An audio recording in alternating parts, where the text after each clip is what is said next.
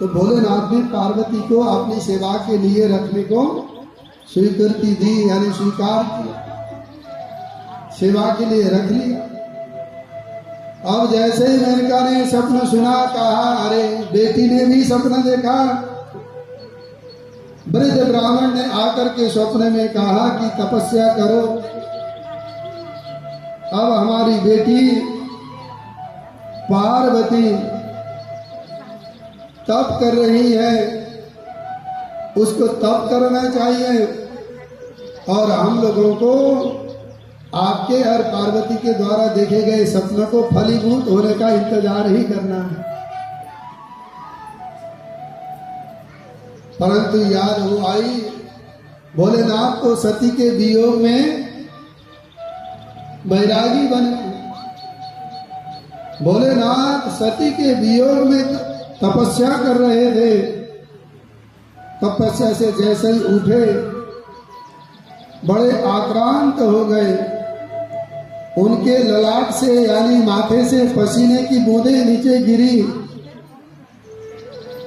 उन्हीं पसीनों से एक बालक का जन्म हुआ। वही बालक भौम यानी मंगल कहलाया। अब भोलेनाथ ब्रह्मचारी थे, कोई स्त्री उनके पास थी नहीं।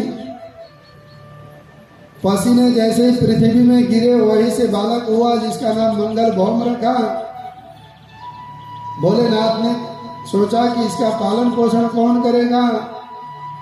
पृथ्वी ने आंचल फैला करके कहा ये पुत्र मुझे दीजिए। भौम यानी मंगल को पृथ्वी ने ही स्वीकार किया।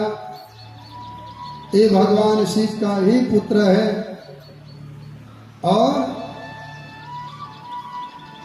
पृथ्वी ने पालन किया। शिव आज्ञा से उस बालक को धीरे धीरे बढ़ते हुए पृथ्वी देखती रही। जब बड़ा हुआ तो भोलेनाथ ने कहा था जब ये बड़ा होगा तब इसकी पूजा ग्रहों में होगी।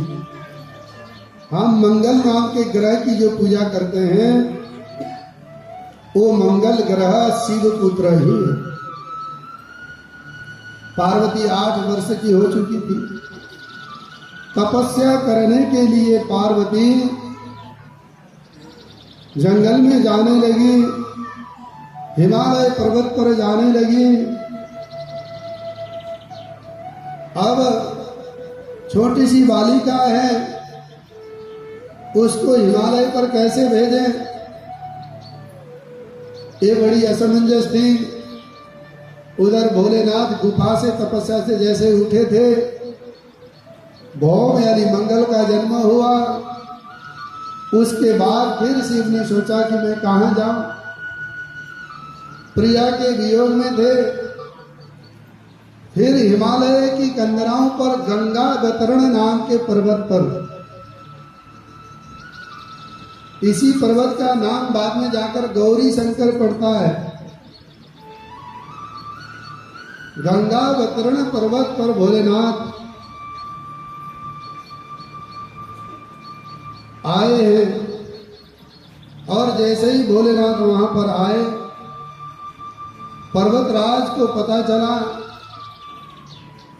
आपने ज्येष्ठ पुत्र मैनाक आदि के साथ में पर्वतराज परिकरों के साथ गए हैं।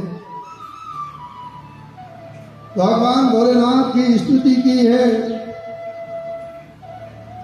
और कहा कि हम आपकी क्या सेवा करें। भोलेनाथ ने कहा देखो सेवा करो न करो अलग बात है, परंतु हमारी तपस्या भंग न हो ऐसी व्यवस्था जरूर करो।